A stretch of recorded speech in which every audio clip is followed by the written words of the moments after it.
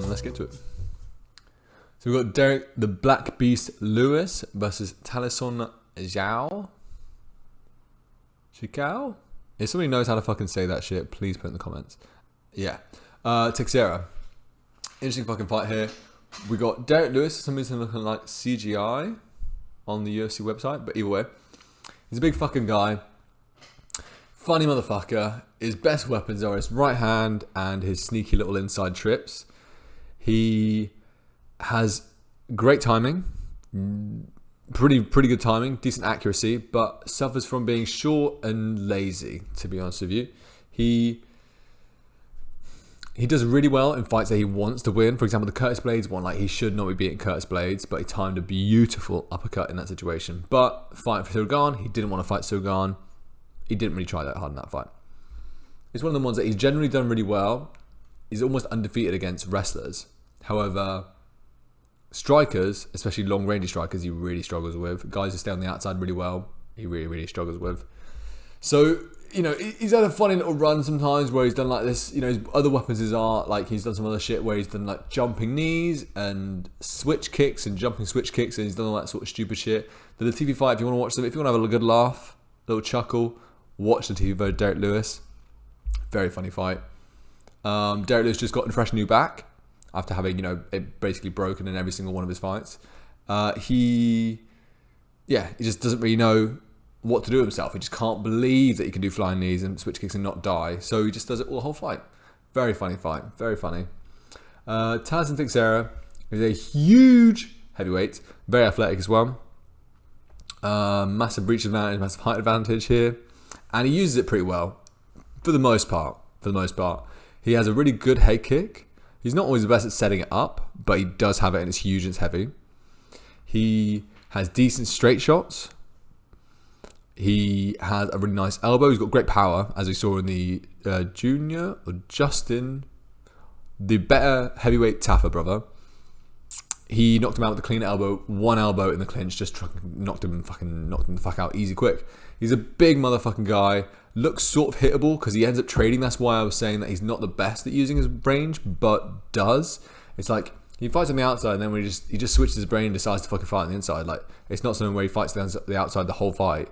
It's not like a game plan where he's like, it's like he knows he should fight on the outside, but can't help himself but get in a brawl. So, interesting guy. There is a chance of the Black Beast, but I do think Teixeira knocks him out pretty quick and easy. Stephen Wonderboy Thompson versus Gabriel Maritin Bonfim. Would be a cool matchup if this was about 7 or 8 years ago. Probably more than that. Like 9 years ago. Would have been sick. Wonderboy actually had takedown defense then. But Wonderboy is an old man now. As we know, Wonderboy is a clean Taekwondo technician. He had, I'm going to say, but still somewhat has great side kicks. He had a spinning wheel kick, but he doesn't anymore. Just in general, great kicks, great leg kicks, great body kicks, great distance management, great footwork. You know, his footwork is probably his best attribute at the moment, although that's slowing down because of the knees. It's a tough one, really. Wonderboy used to be so good and used to have great takedown defense. He's shown some really cool stuff, for example, in the Luque fight where he just decided to sit down on his hands. His hands have gotten better as he's gotten older, but his chin is worse, so he can't use it as much. Gabriel Bonfim is the better of the Bonfim brothers.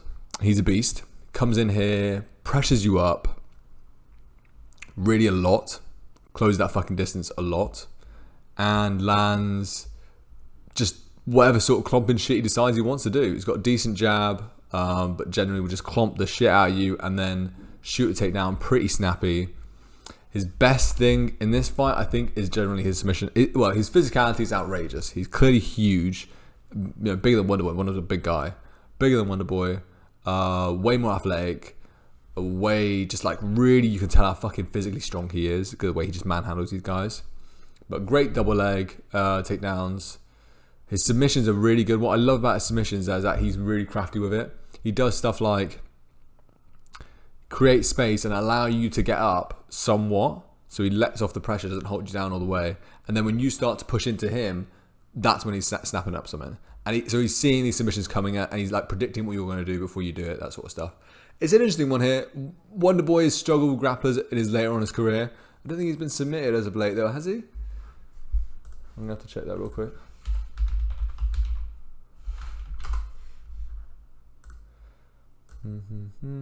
Oh, Shavkat submitted him. Well, Shavkat's a creep. But this guy's a creep. So I would not be surprised if Bonfim submitted him. Smart money, Bonfim submission. First round if you're feeling spicy. Because he does fight like that. Yeah. Calvin Kattar versus Steve Garcia. Oh, Steve Mean Machine Garcia. Cool fucking fight here. This is probably one of the most interesting fights on the card. Calvin Kattar is a G'd up guy. Been there with fucking all the fucking boys and girls.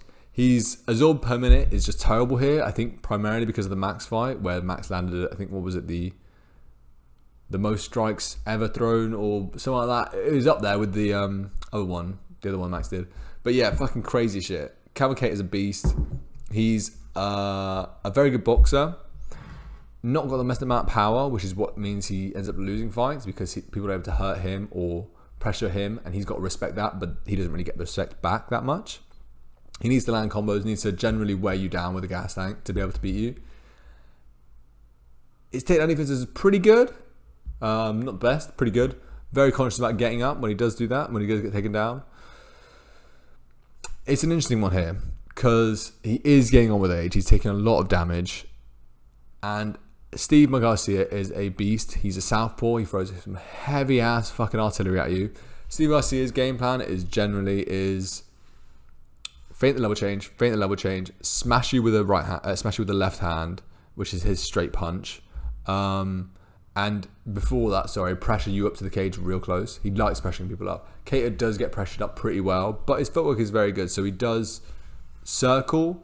Against really aggressive guys, he struggles a little more because they could just as soon as he starts circling, they just blast him with something, and then he's got to respect that, and then he can't circle as much, and then he struggles, and it all goes worse.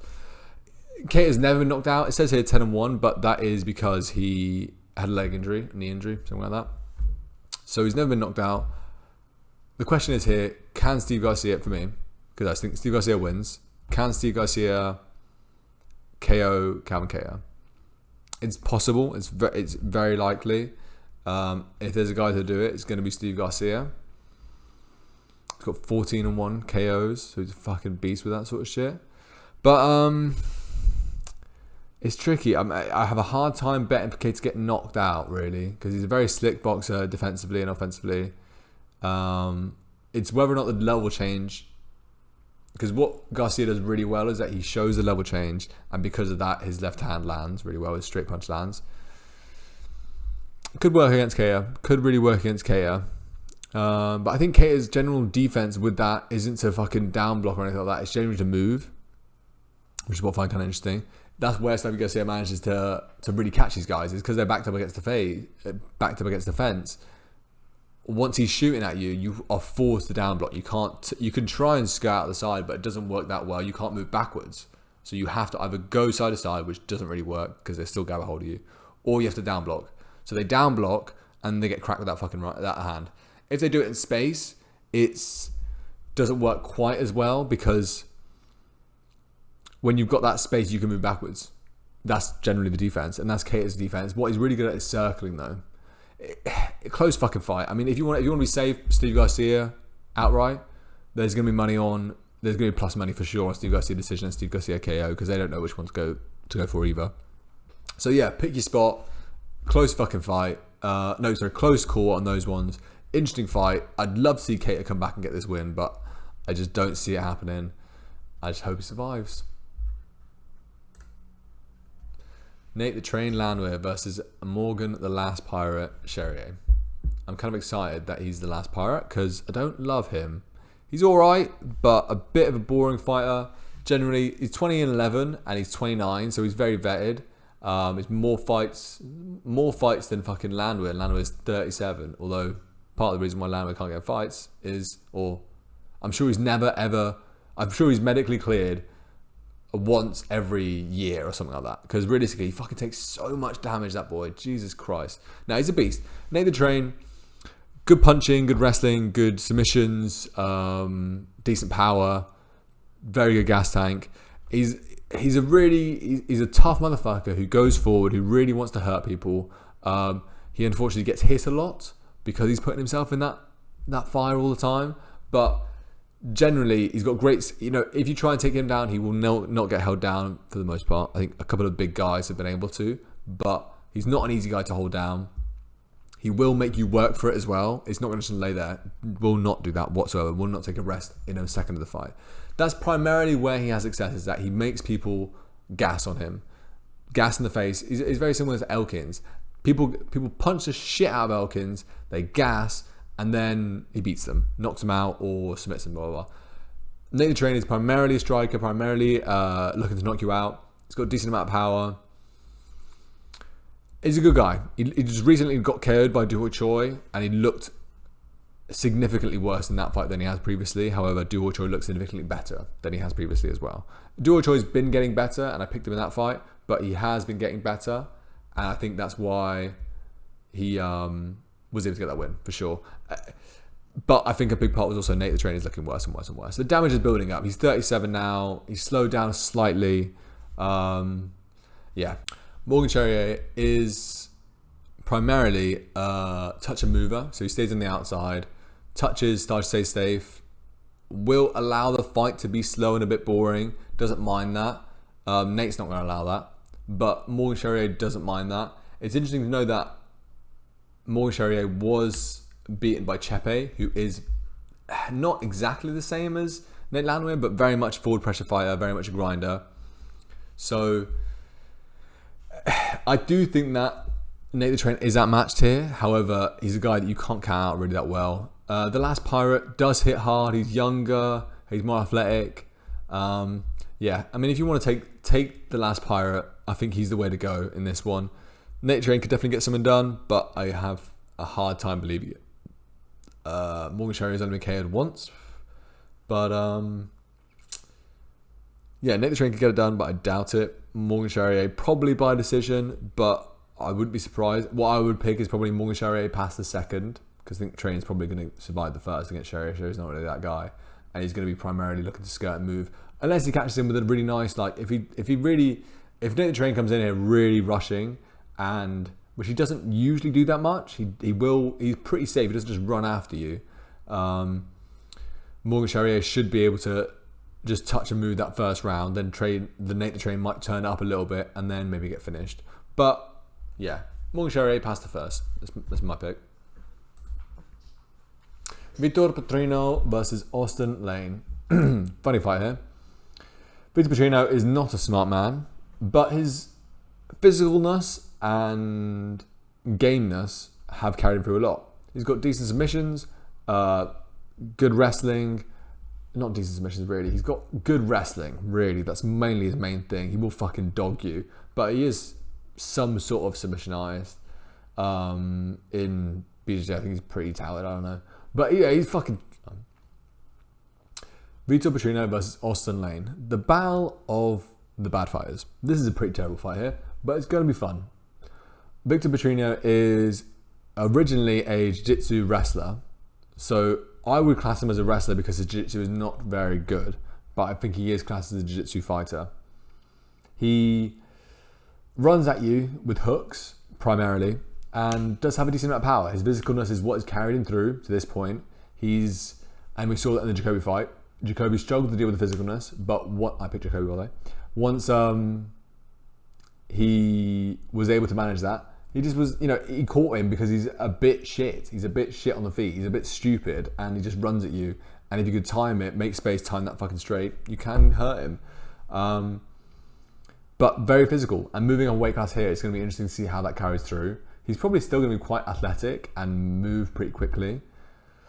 Austen Lane is a very funny fighter, so we're going to see how these two match up in a second. But yeah, Austen Lane is a kicker, mover.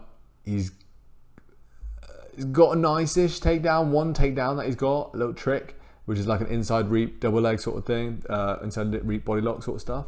He managed to get it off against Despignan, I think one fight before that. But yeah, I mean, the issue with Austen Lane is that he's an absolute enormous guy, 6'6", has all the physical attributes you would want, but it's quite chinning.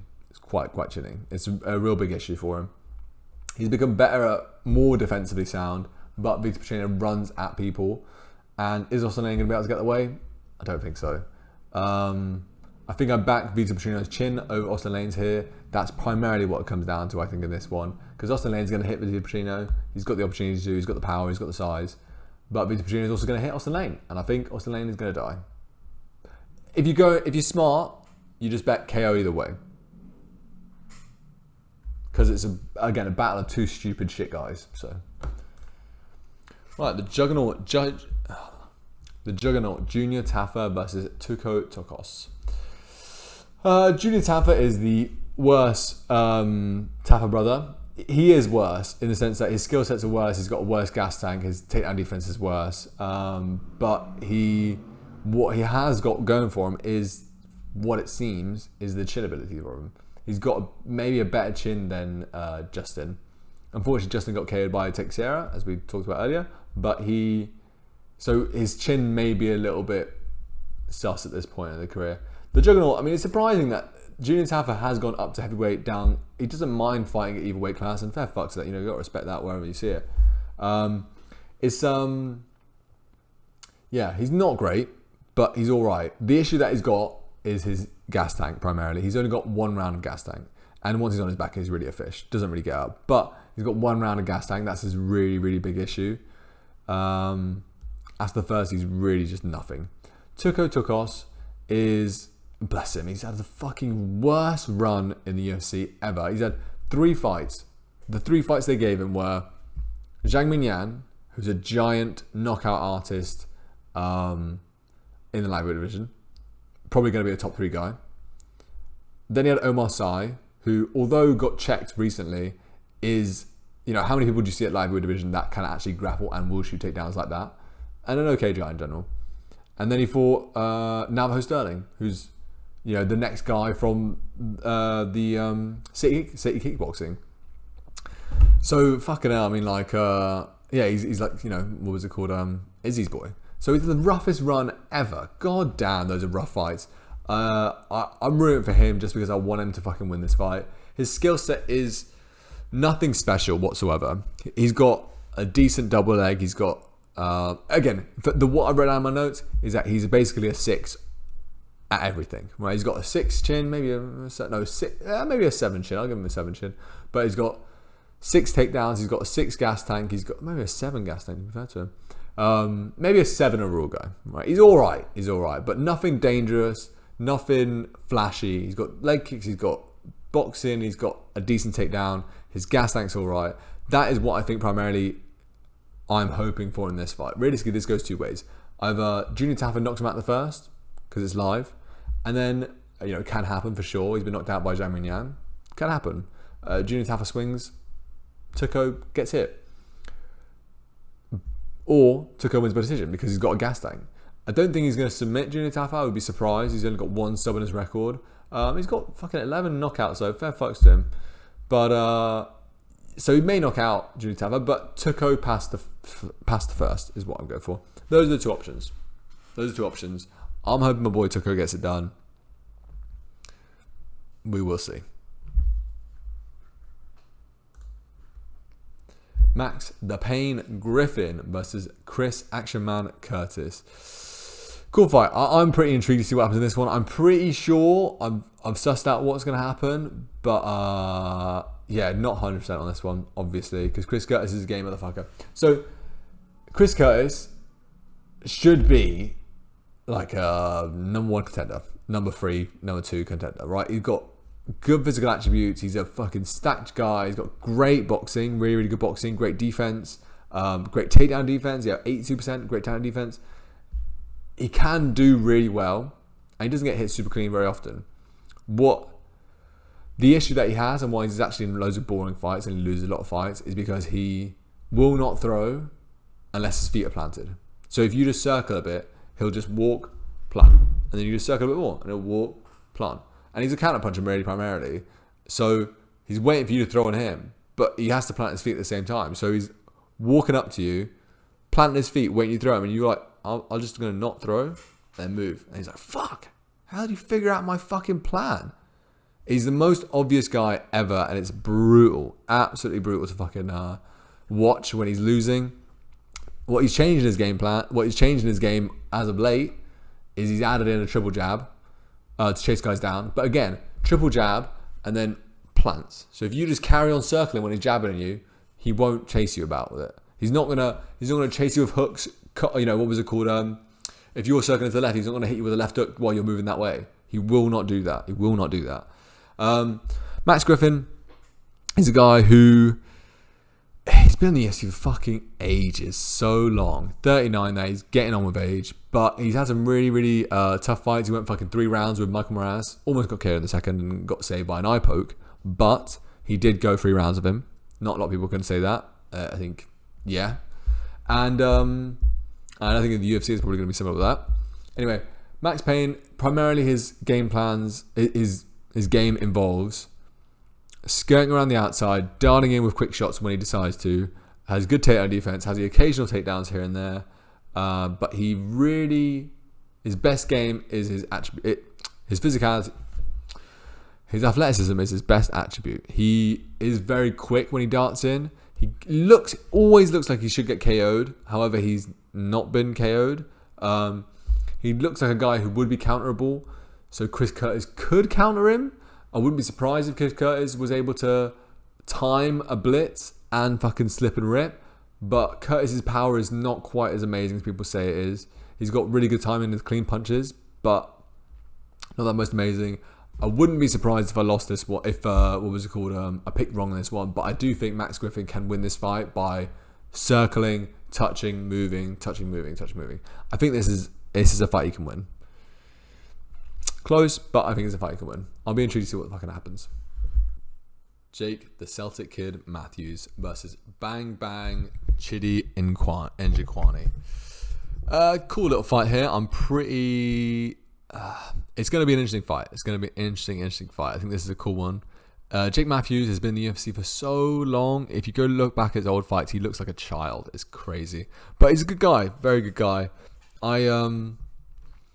What I like about his game plan is that he's generally a mover on the outside.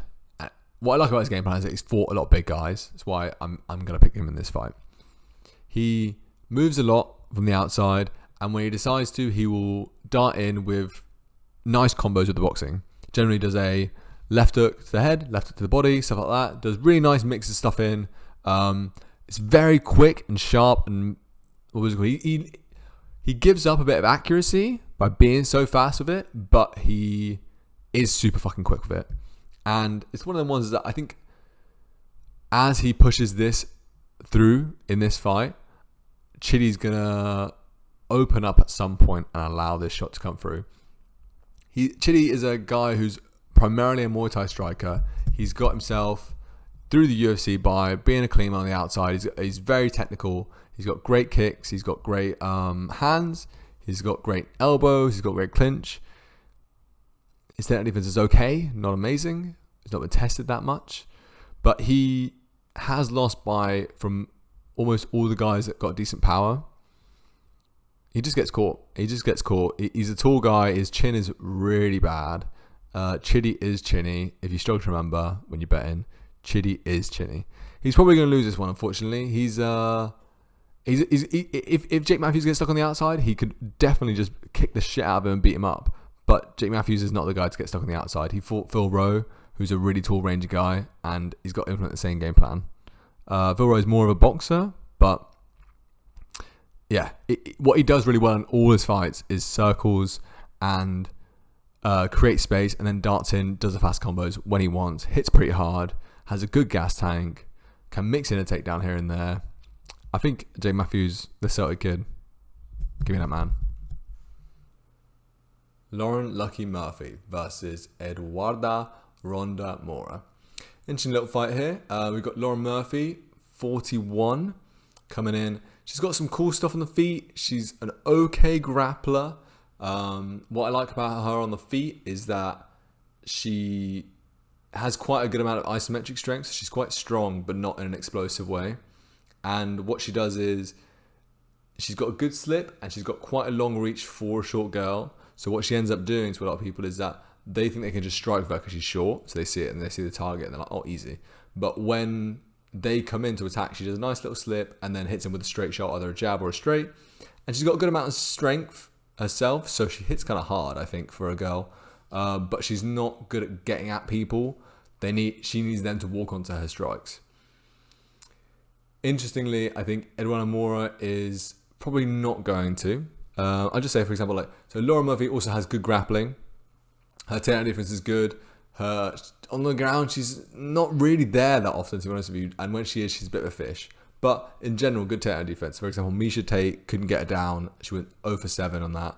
And yeah, she's just quite strong, physically strong, and good at turning people around on the cage, that sort of stuff. Eduarda Moura is... So she's in the same fight camp as Almeida at heavyweight, who's a giant heavyweight, and they both have a similar style, or had a similar style, where they both went out there and fucking tried to destroy your first round. Very effective, especially at a lower level. You know, they're athletes, both of them, and they have the takedown ability, and once they're on top of someone, they just beat the shit out of them. She's got 5 subs. She does snatch up some necks and things like that as well, just like Almeida does. But yeah, she's very good in general. What's interesting about her is that that style that she was implementing failed on her, where she gassed because of that style, and she lost the decision. I'm pretty sure when we came about, I'm pretty sure she lost the decision.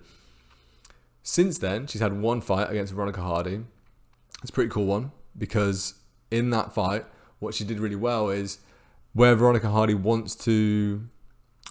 a good puncher. She's like not an actual hard hitter, but she has good combos. They're quite fast. She's well trained, and yeah, but she's quite short, and she does a little crouching stance. She crouches a little bit, so she is shorter. She fights short as well, but she's got a technical girl, and she's got good speed and things like that. So it was an interesting matchup to see how it went, because I mean, Moura could have just ran through her. Really, you would think so. Veronica Hardy's got decent takedown defense, but not the best. And back in the day, I think if Moura had fought like she previously had, she probably would have eaten her. I think that's why they gave her that matchup, because they wanted her to get back in the win column. But she did better than expected as well. She fought a really patient fight where she kept space in between them, wasn't going forward as she has done previously, kept space, made Veronica Hardy miss, did a lot of pulling back, which meant that she then drew out counters for herself. She was splitting a lot of Veronica Hardy's combos with a nice straight shot. And also the pulling back also means that Veronica Hardy was reaching with her strikes, trying to chase after her as she was throwing to try and hit her, which then opened up the takedowns as well. She did a beautiful one, which, funnily enough, Laura Murphy, despite having good takedown defense, I've seen her get taken down by Shevchenko, unsurprisingly. But a really nice takedown Shevchenko threw was she went in, double underhooks? Anyway, double underhooks, trip, takedown, trip, move to turn the angle, takedown. Lovely, perfect, clean, easy. When you get the timing right, it's really easy, that takedown. And Moura landed exactly the same thing on Veronica Hardy. Perfect timing, got her reaching, pulled back, went for the body lock, trip, turn the corner, takedown. Lovely. So yeah, I mean, I do see Eduarda Moura winning this fight easily. I think Laura Murphy might show her a little bit much. It depends how they start fighting the first round, because if Laura Murphy is waiting for Moura's old style, then she may lose. However, if Moura ends up fighting very patiently again, which I hope she does, because I think she can go much further with that sort of style, Laura Murphy may read that and game plan for that and just start kicking her legs into that, and that might draw out a little bit more of wildness from Moura. Because with that pullback style, you can just feint and then kick, and it usually will land because they're focusing on pulling back rather than moving their feet. But yeah, interesting little matchup. Should be Eduarda Moura easy in this one. Probably by decision. Laura Murphy's tough girl, only been KO'd once. Hard to say though. I mean, it could be submission as well. Wouldn't be surprised by the submission. Eduarda Moura by submission is probably... No, Laura Murphy's never been submitted, which is kind of fucked up. But yeah, interesting fight. Eduarda Moura, easy money. Kennedy, the African savage, Nzechukwu, how the fuck you say that? Versus Valter, the clean monster Walker. Cool little fight. I've been a fan of watching Valter Walker get better and better and better. I made the read of him when he got in shape, then come in and fuck this guy up. And I picked him then. Picked him in the next fight after that. So basically Valter Walker's had 3 fights in the UFC. First fight he lost against Bretsky. He got decision because he just came in really, really, really heavy and really big and just gassed and died and looked terrible. But he then came in the next 2 fights really in shape, and he's got first round subs, both heel hooks. So he's a guy who's a really good athletic double legger, right? He's a big guy. He's got takedowns, which you don't see all that often at heavyweight. We're yet to see how far he's going to get in the UFC, but it's intriguing to know because there's not, I mean, other than Blades, who's now past it, there's not really any double leggers. Oh, and Almeida now. But before that, there was nobody. And now we've got 2 takedown artists in the heavyweight division. It's going to be interesting to see how it goes. Unfortunately, he's matched up against Kennedy Njokuani, who's a fucking beast. Like, this is just 2 guys who really could be like top 5 guys fighting each other really early on. So it's a cool matchup, but it's fucking tough. I think they're doing it to build Kennedy Njokuani, but they're killing their man Valter Walker, which is just so odd. The way I see it, yeah. So as you know, my pick is fucking Kennedy, but Kennedy is a cool guy. He's got fucking he's come up from light heavyweight. He's had 2 gimme fights. Both of them had 2 gimme fights recently. But he's not proven at heavyweight yet. But he looks fucking like great in both those performances. Look really, really good. I mean, less so in the first one, but his one against Bretsky, he looked great, absolutely phenomenal. He did a really good job of mixing up the timing of his strikes. So he did a nice thing where he slowed down the strikes and then sped them up, and caught him with a really clean right hook, which is a read that you can see in that fight appearing. Lovely fucking shit. Made great read. Fucking found that shot. His takedown defense is interesting. He's only a boxer, basically a boxer, but he's got huge power. He's got a really long reach. Doesn't look undersized here, and I think he's going to carry on getting bigger at heavyweight. Hopefully, he doesn't get too big to the point where he can't fucking move. But he's got slow feet, but he should be able to do work here. So Kennedy's takedown defense is interesting because his stats are a bit skewed. He has fought 2 guys at the start of the 3 guys at the start of his career, where they just spammed literally like 2 out of 12 takedowns landed, something like that, like, you know, 4 out of 10, some shit like that. Like it's 3 fights like that at the start of his career. So he just like, it got boosted a lot, that stat. Other than that, not many people have actually shot on him that much later on in his career, or even midway through his career. He's had loads of fights in the UFC, surprisingly. But anyway, at heavyweight, we haven't seen it yet, but what I really like about Kennedy is that when he got taken down in those fights, he fucking was a rocket to get up. Like, super instantly got back to the cage. And he's so physically strong that people struggle to actually get a fucking hold of him, that he got to the cage and got up quick as fuck. So it's a part I really like about his game. I think it's going to take him really far, that he can get up really quickly. Valter Walker may be able to take advantage of it. Maybe he's able to hold him down. He's a good guy, but I mean, he's a big guy as well. That's the thing he's got going for him, is that they're both huge. So Valter Walker, I mean, I think Valter should come in as heavy as possible if he can. Not fat and not out of shape, but really heavy. He's a big guy anyway. But if he can actually wear on Kennedy, then he's got a chance of winning. I do think the African Savage is going to come in and just fucking knock him out, though. I think after... I don't know if he's going to knock him out, actually. I think he definitely could if he previously has in other fights done a really nice job at jabbing a guy's face to break him, because he's got huge power and long reach. He could just jab these guys up until they die, but he generally looks for single shots.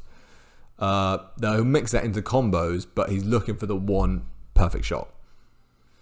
This is going to be not the easiest fight to do that, because when you've got a grappler with you, they are looking for you to throw that perfect shot so they can double leg you. So it's not that easy to do that sort of stuff, and I think it would actually be a detriment to him. What I'd like to see him is put the pain on Walker if he wants to win, and build up the damage slowly. So yeah, it's what was it called? It's a cool fucking fight. I'm intrigued to see what happens. I do think Kennedy gets it done. I'm probably going to bet Kennedy past the first, because I think Walker's definitely got a chance to get him down. He definitely will get him down in the first. Whether or not he's able to hold him down, I don't know, but he's got enough gas tank to go ham on that first round and get out of it. Kennedy then will probably come in later in the fight as Walker gets a little bit more gassed. We'll see. We'll fucking see. I mean, we'll see. Kennedy might overdo the weight and just get really fat. So it's one to watch the scales for, this one, really is. Because, I mean, also, Valter Walker might end up, looking just sort of getting in his own head about fighting this guy and lose his bottle and then put loads of weight on. You never know.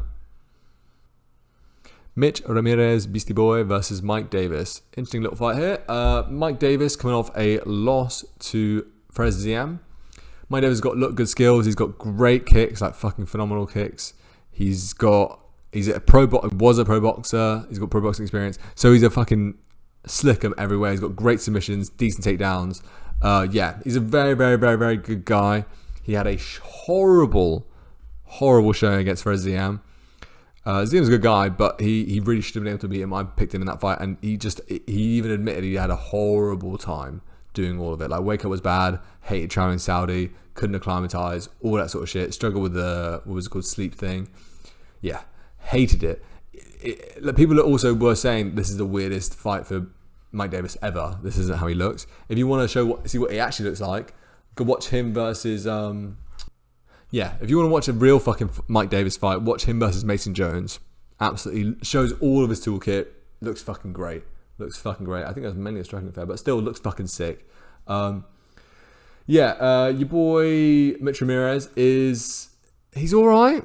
He's not great. He's a wrestler. He's got a bit of clomp in the hands, but not loads. He throws primarily hooks and runs at you, looking for double legs and things like that. He's not great because what happens in his fights is he often ends up on bottom. Not even so much as his fights coming up until this one, because I think he's pretty 8-2. But even if you watch his wrestling tape, he often ends up on bottom. He's not actually the best wrestler. He's a bit dumb with it, but he's athletic. That's what he's got to go for him. The big thing that I see in the tail of the tape here, though, however, is that he absorbs 3.34, a whole one more than he lands. I don't know if that maybe is skewed because of it's one fight, and if he just grappled a lot, then perhaps it's skewed because of that. But I did notice that he eats a lot of shots. And I think Davis is sharp enough and clean enough to be able to fucking do this shit. He's motivated as fuck. I'm not surprised. I would not be surprised if he came here and sparked him. I do think he's probably going to win by decision because Davis doesn't have the most popping his shots, and he does gas after the first. But yeah, Mike Davis, pretty safe bet for my mind. I think he had a really bad performance. I think he's going to come back and look really good. Fatima Kline versus Fatima the Archangel versus Melissa Martinez, super smelly.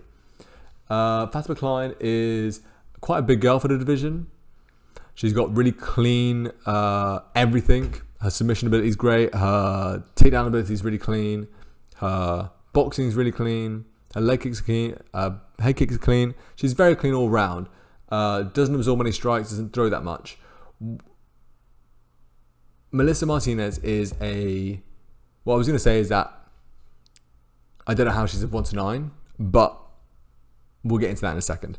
Melissa Martinez is a good striker. She's primarily a skirter. Loves a skirt. God damn, she loves a skirt. But we'll throw first round. Well, in previous fights, she's first round. She'll be very, very touch and move. Very primarily touch and moves.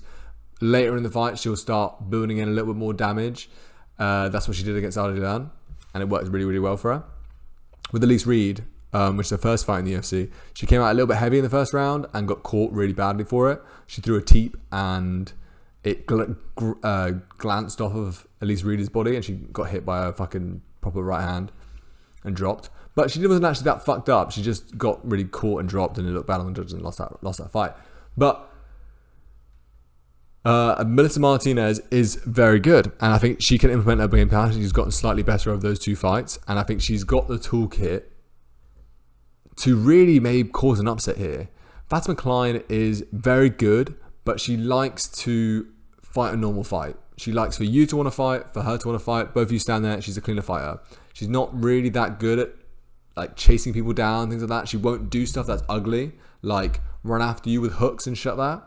So, if you're running against Cage, she won't jump and do that, like Hydra Mills, that sort of guy, but she's not that sort of girl.